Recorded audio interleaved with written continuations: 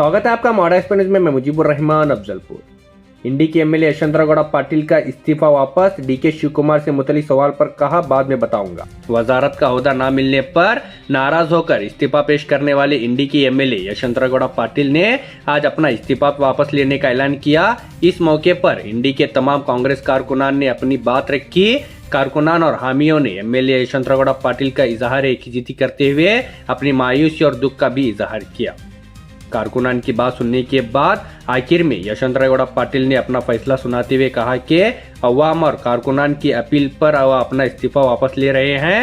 इन्होंने कहा कि वजारत का ओहदा पूरा न होने पर इन्हें दुख हुआ था, इस नाराजगी में इस्तीफा पेश किया था, लेकिन इंडी के अवाम की भलाई और कारकुनान के इजहार को देखते हुए वो अपना इस्तीफा वापस ले रहे हैं। मॉडल एक्सप्रेस न्यूज के नुमाइंदे मुजीबुर रहमान अफजलपुर ने एमएलए यशवंतराव पाटिल से सवाल किया कि जब आपने डीके शिव कुमार को वजीर आला बनाने में साथ दिया और आपके डीके शिव कुमार के साथ अच्छे ताल्लुकात भी रहे हैं, तो फिर वजारत के मामले में डीके शिव कुमार ने आपका साथ क्यों नहीं दिया। साथ ही ये सवाल भी किया गया कि डीके शिव कुमार ने इस्तीफा कबूल करने के लिए सिर्फ 2 मिनट में ही इस्तीफा लूंगा क्यों कहा।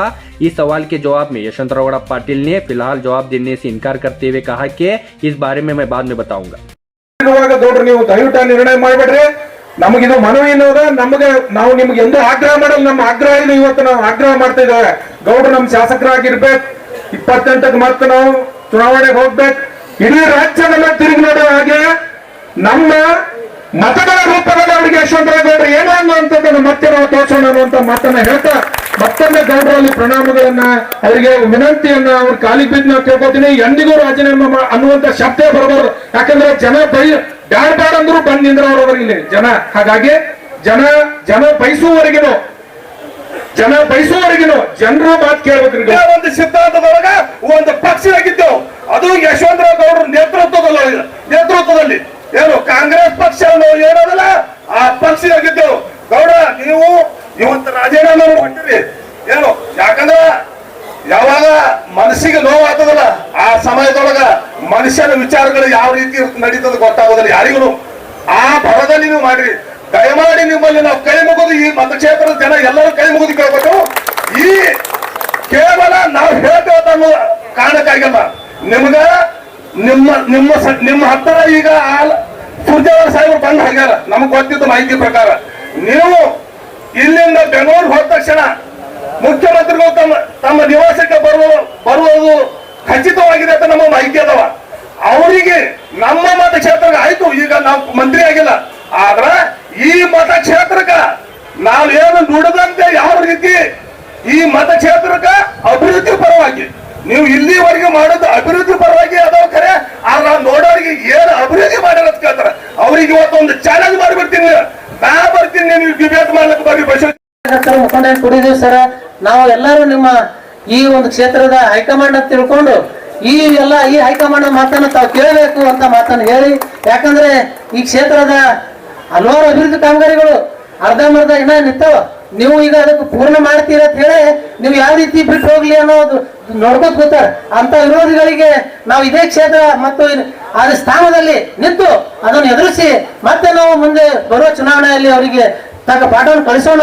ವಿರೋಧಿಗಳು ಯಾವತ್ತು ನಿಮ್ಮನ್ನು ನೋಡ್ಕೋತ ಬಂದಾರ, ನೀವು ಅವ್ರಿಗೆ ಎದುರಿಸ್ಕೋತ ಬಂದಿರಿ, ಅವ್ರು ಹಂಗೆ ಮಾಡ್ತಾರೆ, ಮತ್ತೆ ನೀವು ಅವರಿಗೆ ಗೆದ್ದು ತೋರಿಸ್ತೀರಿ ಅಂತ ಭಾವನೆ ನಮ್ಮ ಕ್ಷೇತ್ರದಲ್ಲಿ ಮೊದಲಿಂದ ಅದ, ಈಗೂ ಅದ. ಅದು ಈ ಸಲ ಯಾಕಾಗಿದೆ ಅಂದ್ರೆ ಕಡೆಯ ಕ್ಷಣ ಲಾಸ್ಟ್ ಬೆಳಿಗ್ಗೆ ಮೀಟಿಂಗ್ ನಲ್ಲಿ ಅವ್ರ ಹೆಸರನ್ನು ತಪ್ಪಿಸಿದ್ದಾರೆ. ಎಲ್ಲಿ ತನ ಅವ್ರ ಹೆಸರಿತ್ತು ಅಂದ್ರೆ ಈ ಪರಮಾವಚನ ಹೋಗುವ ಕಾಲಕ್ಕೆ ಅವ್ರಿಗೆ ತಪ್ಪಿಸಿದ್ದಾರೆ. ಅದಕ್ಕೆ ಅಷ್ಟು ನೋವಾಗಿದೆ. ಆ ನೋವಲ್ಲಿ ನಾವೆಲ್ಲರೂ ಭಾಗಿಯಾಗೋಣ ಅಂತ ಮಾತನ್ನು ಹೇಳಿ, ಯಾಕಂದ್ರೆ ಅದು ದುರಸ್ತಿ ಗೊತ್ತಾ ನಿಮ್ಗೆ, ನಮ್ಮ ಜಿಲ್ಲೆಯ ರಾಜಕಾರಣದಲ್ಲಿ ಗೌಡ್ರು ಇನ್ನೊಂದು ಎಲ್ಲ ಸಮಾಜದವ್ರಿಗೆ ತಗೊಂಡು ಒಂದು ಶಕ್ತಿ ಬೆಳೆಸ್ಯಾರ. ಅದು ಇನ್ನೊಂದು ಶಕ್ತಿ ಜಿಲ್ಲಾದಲ್ಲಿ ಬೆಳಿಬಾರ್ದು ಅನ್ನೋ ದೃಷ್ಟಿಯಿಂದ ಇವತ್ತಿನ ದಿವಸ ಮಾಡಿದ್ದಾರೆ. ಇದು ನಿಮ್ಮ ಸ್ವಾಭಿಮಾನ ಅಲ್ಲಗೌಡ್ರ, ಕ್ಷೇತ್ರದ ಸ್ವಾಭಿಮಾನಕ್ಕೆ ಧಕ್ಕೆಯಾಗಿದೆ. ಅದಕ್ಕೆ ಈ ಜನ ನಿಮ್ ಜೊತೆ ಯಾವತ್ತೂ ಇರ್ತಾರೆ, ಹಿಂದೂ ಇದ್ದಾರೆ, ಮುಂದೂ ಇರ್ತಾರೆ ಅನ್ನೋ ಭಾವನೆಯಿಂದ ಈ ಮಾತನ್ನು ಹೇಳಿ ಎಲ್ಲ ಇಲ್ಲಿ ಕೂಡಿದಂತಹ ಕಾರ್ಯಕರ್ತರು, ಸಮಸ್ತ ಕಾರ್ಯಕರ್ತರು ತಮ್ಮ ಬೆಂಬಲವಾಗಿ ನಿಂದಿರ್ತಾರೆ. ದಯಮಾಡಿ ತಾವು ತಮ್ಮ ನಿರ್ಧಾರವನ್ನು ಹಿಂಪಡೆದು ನಮ್ಮೆಲ್ಲರಿಗೆ ಈ ಕ್ಷೇತ್ರದಲ್ಲಿ ಶಕ್ತಿಯನ್ನು ತುಂಬ್ರಿ ಅಂತ ಹೇಳಿ ಈ ಮಾತನ್ನು ಹೇಳಿ ಈ ಒಂದು ಹಾಗೂ ಎಲ್ಲ ಕಾಂಗ್ರೆಸ್ ಕಾರ್ಯಕರ್ತರಿಗೂ ಹಾಗೂ ಪತ್ರ ಮಿತ್ರರಿಗೂ ಹಾಗೂ ಇಲ್ಲಿ ಎಲ್ಲ ಸಹೋದರರಿಗೂ ಹಾಗೂ ಎಲ್ಲರಿಗಿಂತ ಮುಖ್ಯವಾಗಿ ನಮ್ಮ ಹಿರಿಯ ತಂದೆಯವರು ನಾವೇನು ಯಶವಂತಗೌಡ ಪಾಟೀಲ್ ಸಾಹೇಬ್ರ ಅಂತ ಹೇಳ್ತಾ ಇಲ್ಲ, ಇಂಡಿ ತಾಲೂಕಿನ ತಂದೆ ನನ್ನ ಮಗಳಾಗಿ ಒಂದು ವಿನಂತಿ ಮಾಡ್ಕೊತಾ ಇದ್ದೀನಿ. ನಮ್ಮ ಶಾಸಕರ ದಯಮಾಡಿ ಅವರು ರಾಜೀನಾಮೆನ ಹೊರ ತಗೋಬೇಕು. ಯಾಕೆ ಹೇಳ್ತಾ ಇದೀವಪ್ಪ ಅಂತಂದ್ರೆ, ನಾನು 2021ರಲ್ಲಿ ಅವ್ರು ನನಗೆ ಒಂದು SC/ST ಘಟಕದ ಅಧ್ಯಕ್ಷನಾಗಿ ಮಾಡಿದ್ರು. ಅದು ಮಾಡಿದಿಂದ ಅವ್ರ ಜೋಡಿ ನಾನು ಆಡಳಿತ ಮಾಡಿಕೊಂಡು ಕಾಂಗ್ರೆಸ್ ಪಕ್ಷದಲ್ಲಿ ಸತತವಾಗಿ ಸೇವೆಯನ್ನು ಸಲ್ಲಿಸುತ್ತಾ ಎಲ್ಲ ಜನರ ಜೊತೆ ಕೂಡಿ ಒಂದು ಇಲ್ಲಿಯ ಮಟ್ಟಕ್ಕೆ ನನಗೆ ತಂದದ್ದೇ ಅದು ಪಾಟೀಲ್ ಅಂತ ಹೇಳ್ತಾರೆ. ಇಂಡಿ ತಾಲೂಕು ಇನ್ನೂ ಅಭಿವೃದ್ಧಿ ಹೆಚ್ಚಾಗಬೇಕು. ಇಂಡಿ ತಾಲೂಕಿನಲ್ಲಿ ಯಾರಾದ್ರೂ ಅಭಿವೃದ್ಧಿ ಮಾಡಿ ಈ ಮಟ್ಟಕ್ಕೆ ಬೆಳೆದು ಎಲ್ಲ ಸಮುದಾಯದವರಿಗೆ ಒಂದುಗೂಡಿಸಿ ಹಿಂದೆ ಲಾಸ್ಟ್ ಕಡೆ ಇರುವಂತಹ ಒಂದು ಕಟ್ಟಕಡ ವ್ಯಕ್ತಿಗೂ ನ್ಯಾಯ ಒದಗಿಸಿ ಮುಂತಂದು ನಿಂತದ್ದೇ ಆದ್ರೆ ಅದು ಯಶವಂತಗೌಡ ಪಾಟೀಲ್ ಸಾಹೇಬ್ರು ಅಂತ ಹೇಳಕ್ ಇಷ್ಟಪಡ್ತೀನಿ. BJP ಅವ್ರು ಮಾತಾಡ್ತಾರೆ, ಈಗ ನಾವು ನೋಡ್ತಾ ಇದೀವಿ ಒಂದು ಶಾಸಕರು ಒಂದು ನನಗೆ ರಾಜೀನಾಮೆ ಕೊಟ್ಟಿಲ್ಲ, ಅವ್ರು ಎಲ್ಲರೂ ಒಂದೊಂದು ಮಾತಾಡ್ತಿದ್ದಾರೆ. ಅದು ಮಾತೇ ನಿಮ್ಗೆ ಗೆಲುವು ಆಗುತ್ತೆ ಸರ್. ಮುಂದಿನ ದಿನಮಾನಗಳಲ್ಲಿ ಅವ್ರು ಏನ್ ಮಾತಾಡ್ತಿದಾರಲ್ಲ ಆ ಮಾತಿನ ನಾವು ದೊಡ್ಡ ಸ್ಥಾನಕ್ಕೆ ಏರ್ತೀರಾ, ಸಚಿವನಾಗಿ ನೋಡ್ತೀವಿ ನಾವು. ನಮ್ಮ ಚಿನ್ನ ಮಾತ್ರ ನಿಮ್ಮನ್ನ ನಾವು ಬಿಡೋದಿಲ್ಲ. ಇದು ನನ್ನಿಂದ ನನ್ನ ಮಹಿಳಾ ಘಟಕ ತಾರೀಕರು ಎಲ್ರು ನಾವು ಬಂದ ಬೆಂಗಳೂರಿನಲ್ಲಿ ಸಣ್ಣ ಮಗು ಇದೆ ಒಂದು, ಆ ಮಗುವಿನ ತಗೊಂಡು ನಾನು ಬೆಂಗಳೂರು ಬರ್ಬೇಕಾದ್ರೆ ಅದು ಎದಕ್ಕೆ ಕಾರಣಪ್ಪ ಅಂದ್ರೆ, ನಾನು ಒಂದು ಸಚಿವ ಸ್ಥಾನದಲ್ಲಿ ನಮ್ಮ ತಂದೆಯವ್ರನ್ನ ನೋಡ್ತೀವಿ. ನಮ್ಮ ಕಾಂಗ್ರೆಸ್ ಪಕ್ಷದಲ್ಲಿ ನಮ್ಮ ಇಂಡಿ ತಾಲೂಕಿನ ಒಂದು ಜನ ಮೆಚ್ಚಿದ ನಾಯಕ, ಎಲ್ಲ ಜನರ ಮನಸ್ಸಿಗೆ ಗೆದ್ದಿರುವಂತ ನಾಯಕರು ಸಚಿವ ಸ್ಥಾನದಲ್ಲಿ ಬರ್ತಾರೆ. ಅವ್ರು ವೆಲ್ಕಮ್ ಮಾಡ್ಕೊಳ್ಬೇಕಂತ ಹೋಗ್ದೇವು. ಅದ್ರಲ್ಲಿ ಕುತಂತ್ರಿಗಳು ಇರ್ತಾರೆ. ಕಾಂಗ್ರೆಸ್ ಪಕ್ಷದಲ್ಲಿ ಇದೇ ಫಸ್ಟ್ ಟೈಮ್ ಈ ರೀತಿ ಆಗಿರೋದು.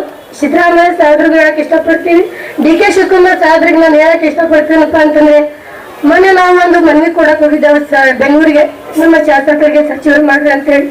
ನಮ್ಗೆ ಒಂದು ಮಾತು ಕೊಟ್ರು ಸರ್. ಏನಪ್ಪ ಅಂತಂದ್ರೆ, ಅಮ್ಮ ನಮ್ಗೆ ಶಾಸಕರಲ್ಲ ನಿಮ್ಗಿಂತ ಚೆನ್ನಾಗಿ ನಮಗ್ ಗೊತ್ತಿದಾರ ಅವ್ರು ಹೆಂಗಿದ್ರು ಅಂತೇಳಿ ನಾವ್ ಮಾಡ್ತೀವಮ್ಮ ಅಂದ್ರಿ. ಸರ್ ನೀವ್ ಯಾಕೆ ಈ ರೀತಿ ಮಾಡಿದ್ರಿ? ದಯಮಾಡಿ ನಮ್ಗೆ ಕ್ವಶನ್ ಆನ್ಸರ್ ಕೊಡಿ.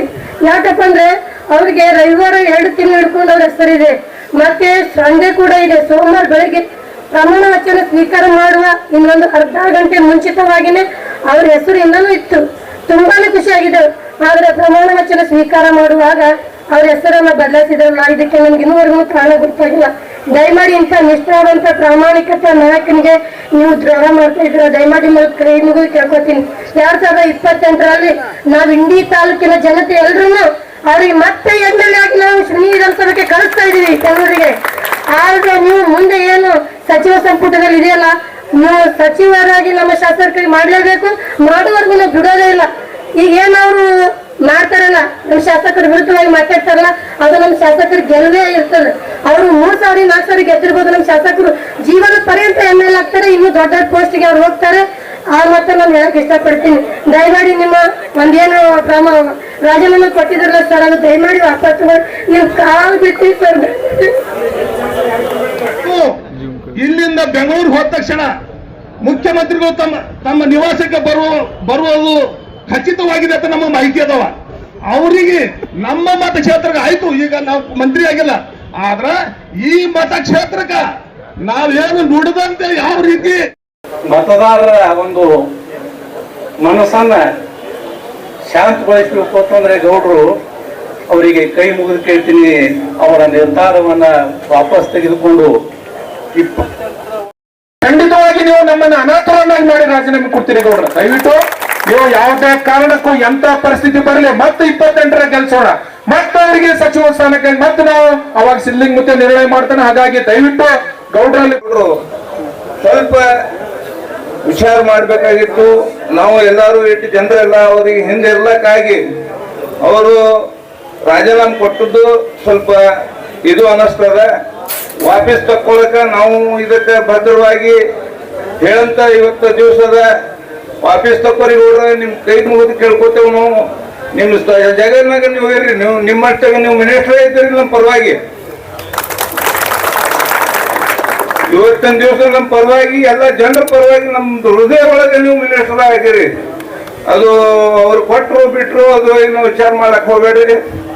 ಇವತ್ತಿನ ನೀವು ಹೊಳೆ ತಗೊಂಡ್ರೆ ಬಹಳ ಚಲೋ ಆಗ್ತದೆ ಮುಂದಿನ ಕಾಲ ಮಂದಿ. ನಮಸ್ಕಾರ.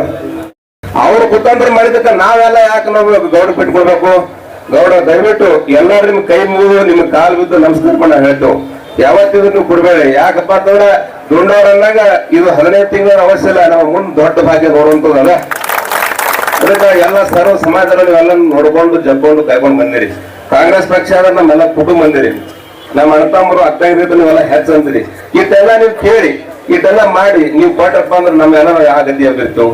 ಅದಕ್ಕೆ ದಯವಿಟ್ಟು ಯಾವ ರಾಜೀನಾಮೆ ಕೊಡುವ ಅವಶ್ಯ ಇಲ್ಲ. ಇವತ್ತೇನೆ ಹೋಗ್ಸಿಂದ ನಿಮ್ಗೆ ವಾಪಸ್ ಹೋಗ್ಬೇಕು. ಯಾಕಪ್ಪ ನೀವು ಮ್ಯಾಲ ಭಯಂಕರ ನಮ್ಮ ಕಾರ್ಯಕರ್ತರು ಕಾಳಜಿ ಅದಾರ. ನೀವು ನಮ್ಮ ಕಾರ್ಯಕರ್ತರ ಮೇಲೆ ಬಹಳ ಕಾಳಜಿ ಇದ್ರಿ. ನಿಮ್ಮಂತ ನಾಯಕರು ನಮ್ಗೆ ಸಿಗಲ್ಲ. ದಯಮಾಡಿ ನೀವೇನದ ರಾಜೀನಾಮೆ ವಾಪಸ್ ತಗೊಳ್ಬೇಕಾದ್ರೆ ತಮ್ಮಲ್ಲಿ ಇನ್ನೊಮ್ಮೆ ಮನಸ್ಪೂರ್ವಕವಾಗಿ ಕೈಯಿಂದ ತಮ್ಮಲ್ಲಿ ವಿನಂತಿ ಕೇಳ್ಕೊಳ್ತೀವಿ. ದೇವ್ರ ಕೊಡುಗೆ ಬಹಳ ಅದ.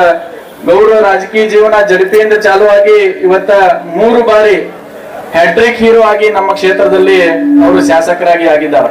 ಅದಕ್ಕೆ ನಾವು ಈಗ ಎಷ್ಟೇ ಹೇಳುದು, ಗೌಡರಿಗೆ ಎಷ್ಟು ನೋವು ಆಗ್ಯದ ಅದ್ರ 10 ಪಟ್ಟ ಇಲ್ಲಿರುವಂತ ಕಾರ್ಯಕರ್ತರಿಗೆ, ನಮ್ಮ ಮತಕ್ಷೇತ್ರದ ಜನರಿಗೆ ಕಟ್ಟ ಕಡೆಯ ವ್ಯಕ್ತಿ ನಾವು ಗೌಡರಿಗೆ ಬಂದ್ ಹೇಳ್ಬೇಕಂದ್ರ ಪಕ್ಷಾತೀತವಾಗಿ ಗೌಡರ ಅಭಿಮಾನಿಗಳದಾರ ನಮ್ಮ ತಾಲೂಕಿನಾಗ.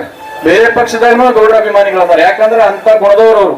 ಅವ್ರ ಹತ್ರ ಯಾರೇ ಏನೇ ಕೆಲಸ ಇತ್ತು ಬಂದಿದ್ರು ಅಂದ್ರ ಎಲ್ಲರಿಗೂ ಪಾಸಿಟಿವ್ ರೆಸ್ಪಾನ್ಸ್ ಮಾಡಿ, ಎಷ್ಟೋ ಜನ ಅವ್ರು ಚುನಾವಣೆ ಮಾಡಿಲ್ಲ ಆದ್ರೂ ಸಹಿತ ಅವ್ರ ಹತ್ರ ಸಹಾಯಕ್ಕೆ ಬಂದ್ರೆ ಸಹಾಯ ಮಾಡಿದಂತ ಏಕೈಕ ವ್ಯಕ್ತಿ ಯಾರಾದ್ರೂ ಇದ್ರೆ ಅದು ನಮ್ಮ ಯಶವಂತರಾಯಗೌಡ ಪಾಟೀಲ್ ಅನ್ನುವಂಥದ್ದನ್ನ ನಾನು ಇವತ್ತಿನ ದಿವಸ ಹೇಳ್ಬೇಕಾಗ್ತದೆ. ಹೀಗಾಗಿ ಅನೇಕ ಷಡ್ಯಂತ್ರಗಳು ಆಗಿರ್ತಾವ. ಗೌಡರಿಗೆ ಅನ್ಯಾಯ ಆಗ್ಬಾರ್ದಾಗಿತ್ತಿದ್ವು, ಆಗಿದೆ.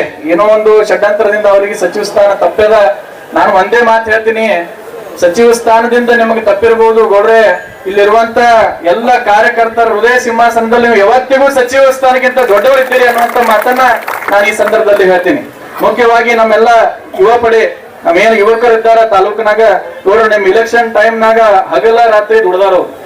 ಮನಿ ಹೋಗಿ ನಿಮ್ ಸಂಬಂಧ ಹಿರಿಯರಿಗೆ ಕಾಲ್ ಹಿಡಿದು ನಿಮಗೆ ಮತ ಕೊಡಿಸ್ಯಾರ. ಹೀಗಾಗಿ ದಯವಿಟ್ಟು ನೀವೇನ್ ಈ ರಾಜೀನಾಮೆ ಕೊಟ್ಟಿದ್ದೀರಿ, ದಯವಿಟ್ಟು ಅದು ಹಿಂದ್ ತಗೋಬೇಕು. ಯಾಕಂದ್ರೆ ನೀವು ಆ ರಾಜೀನಾಮೆ ಹಿಂದ್ ತಗೊಳ್ಳಿಲ್ಲ ಅಂದ್ರ ಇವತ್ತಿನ ದಿವಸ ನಮ್ಮ ಇಡೀ ಮತಕ್ಷೇತ್ರ ಈಗ ಹಿರಿಯರು ಹೇಳದ್ರಲ್ಲ, ತಾಯಿ ಇಲ್ಲದ ಮನಿ ಆಗ್ತದ ಅನ್ನುವಂಥದ್ದು ನಂದು ಭಾವನೆ ಅದ. ಮತ್ತು ಸ್ಪೆಷಲ್ ಆಗಿ ನಮ್ಮ ಯುವ ಪಡೆ ಯುವಕರು ನಿಮ್ಮ ಮ್ಯಾಗ ಬಹಳ ಆಶಾಭಾವನೆ ಇಟ್ಕೊಂಡಿದ್ದಾರೆ. ಇನ್ನೂ ನಿಮ್ಮಿಂದ ಹೆಚ್ಚು ಹೆಚ್ಚು ಅಭಿವೃದ್ಧಿ ನಿರೀಕ್ಷೆಯನ್ನು ಇಟ್ಟುಕೊಂಡಿದ್ದಾರೆ. ಸೊ ಹೀಗಾಗಿ ನೀವು ನಮ್ಮೆಲ್ಲರ ಮಾತಿಗೆ ಗೌರವ ಕೊಟ್ಟು ದಯವಿಟ್ಟು ಆ ರಾಜೀನಾಮೆಯಿಂದ ಹಿಂಪಡಿಬೇಕು. ಅದು ವಿಚಾರ ಮಾಡಬಾರದು. ಮುಂದೆ ಬರುವಂತ ದಿನ ಇನ್ನ ಅದ 2028ಕ್ಕೆ ನಾವು ಹೇಳಂಗಿಲ್ಲ ಏನನ್ನುವಂಥದ್ದನ್ನ ನಾವು ಚುನಾವಣೆ ಮೂಲಕ ತೋರ್ಸೋಣ ಅನ್ನುವಂತ ಮಾತನ್ನ ಈ ಸಂದರ್ಭದಲ್ಲಿ ಹೇಳಿ, ಮುಖ್ಯವಾಗಿ ನಾವು ಸಾಮಾಜಿಕ ಜಾಲತಾಣದ ದಯವಿಟ್ಟು ಹೇಳ್ತೀನಿ, ಯಾರು ಈ ಬೇರೆ ಬೇರೆ ರೀತಿ ಒಳಗೆ ಕಮೆಂಟ್ ಹಾಕೋದಾಗ್ಲಿ, ಯಾರಿಗಾರಿ ಟೀಕೆ ಟಿಪ್ಪಣಿ ಮಾಡೋದಾಗ್ಲಿ ದಯವಿಟ್ಟು ಮಾಡಕ್ ಹೋಗ್ಬೇಡ್ರಿ. ಅದು ಅವ್ರು ಏನ್ ಪ್ರಯತ್ನ ಮಾಡಿದಾರೆ ಅವ್ರು ಯಶಸ್ವಿ ಆಗಿದ್ದಾರೆ. ದೇವರು ಅವ್ರಿಗೆ ಒಳ್ಳೇದು ಮಾಡ್ಲಿ. ಅವ್ರು ಸದಾ ಪ್ರಯತ್ನ ಇದೇ ರೀತಿ ಇರ್ಲಿ. ಅದು ನಾನ್ ನಕಾರಾತ್ಮಕ ಇರಂಗಿಲ್ಲ. ಒಂದ್ ಕ್ಷಣ ಯಾವಾಗ ನಕಾರಾತ್ಮಕ ಭಾವನೆ ಬರ್ತಾರೆ, ಅವ್ರು ಶಾಶ್ವತ ನನ್ನ ಬಳಿ ಇರೋದಿಲ್ಲ. ನಾನು ನಿಮ್ಮಂತವ್ರಿಗೆ MLC ಮಾಡಲು ಸಹಾಯ ಮಾಡಿನು, MP ಮಾಡಿನು, ಯಾರ್ಯಾರಿಗೂ ಮಂತ್ರಿಗಳು ಮಾಡಿನು, ಇನ್ನೊಬ್ಬರಿಗೆ MLA ಟಿಕೆಟ್ ಕೊಡಿಸಿ MLA ಮಾಡಿನು. ನಾನ್ ಮತ್ತೆ ಹಿಂಗೆ ಇರೋ ನನ್ನ ಜೀವನದ ಅಚಲ ನಿರ್ಣಯ ಅಂತಕ್ಕಂಥ ಮಾತನ್ನು ಹೇಳಿ ನಾವೆಲ್ಲ ಮಿಸಾಲ್ ಸೌಕರ್ಯ ಅಂತಂದಾಗ ರಾಜಕಾರಣ ಪ್ರಾರಂಭ ಮಾಡಬೇಕು. ಕಾಂಗ್ರೆಸ್ ಸಿದ್ಧಾಂತಗಳನ್ನು ಇಟ್ಟುಕೊಂಡು ರಾಜಕಾರಣ ಮಾಡಿರ್ತಕ್ಕಂಥ ವರ್ಗಕ್ಕೆ ಸೇರಿರ್ತಕ್ಕಂಥವ್ರು ನಾವೆಲ್ಲ. ಅದಕ್ಕಾಗಿ ಗುರುದೇವ್ ಸಾಹೇಬ್ರಂತವ್ರು ನಮ್ಮೆಲ್ಲ ಆದರ್ಶದ ಫಸ್ಟ್ JP ಟಿಕೆಟ್ ಕೊಟ್ಟು ಹೋದವರು ನಮ್ಮ. ಸೊ ಅದಕ್ಕೆ ಆ ವಿಚಾರಧಾರೆಯಿಂದ ಕೆಲವ್ರು ಮಾವಂತವರೆಲ್ಲ ಬಹಳ ಪ್ರೀತಿ ಮಾಡಿದವರದಾರ. ನನಗೆ ಯಾರ ಬಗ್ಗೆನೂ ದ್ವೇಷ ಇಲ್ಲ, ಯಾರ ಬಗ್ಗೆನೂ ಅಸೂಯೆ ಇಲ್ಲ. ಆದ್ರೆ ಹೈಕಮಾಂಡ್ದವ್ರು ನಾವು ಮಾತು ಕೊಟ್ಟಿದ್ರು ಅನ್ನೋಸಂಕಂದ ಇದಾಗಿದೆ. ಹೈಕಮಾಂಡ್ದವ್ರು ಬಂದು ನನಗೆ ರೀಕನ್ಸಿಡರೇಷನ್ ಮಾಡತ್ತ ಒಂದು ಬಳಕ ನಾನು ಅದನ್ನು ಒಪ್ಕೋಬೇಕಾದದ್ದು ಒಬ್ಬ ನಿಷ್ಠಾವಂತ ಕಾಂಗ್ರೆಸ್ಸಿನ ಧರ್ಮ. ಅದಕ್ಕಾಗಿ ನಾನು ಈ ನಿರ್ಣಯವನ್ನು ಮಾಡಿದ್ದೀನಿ.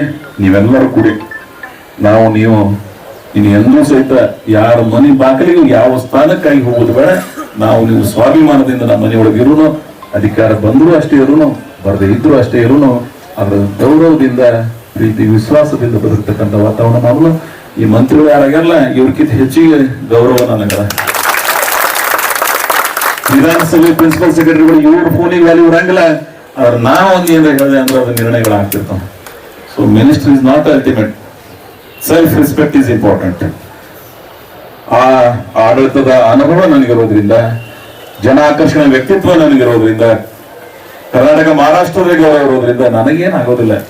ನಾನು ಒಬ್ಬ ಜನಸಾಮಾನ್ಯರ ಮತ್ತು ಕಳೆದಿರ್ತಕ್ಕಂಥ ಒಬ್ಬ ಅತ್ಯಂತ ಕ್ರಿಯಾಶೀಲ ಜನನಾಯಕನಾಗಿ, ಒಬ್ಬ ಶಾಸಕನಾಗಿ, ಒಬ್ಬ ಸೇವಕನಾಗಿ ಈ ಪ್ರದೇಶದ ಸಮಗ್ರ ಪ್ರೀತಿಯ ದೂರದೃಷ್ಟಿಯನ್ನ ನಾನೇ ಬಂದಾಗ ರೋಡ್ ಸಲ ನೋಡಿದ ಸಾವಿರ ಸಂಘದ ಗುಡ್ಡಗಳು ಪ್ರಶಂಸೆಗಳನ್ನ ಸಿದ್ದೇಶ್ವರ ಮಹಾಸ್ವಾಮಿಗಳು ಪಾದ ಸ್ಪರ್ಶ ಮಾಡಿದ್ರು. ಇವತ್ತು ಬದಲಾವಣೆ ಆಗ್ಯದ.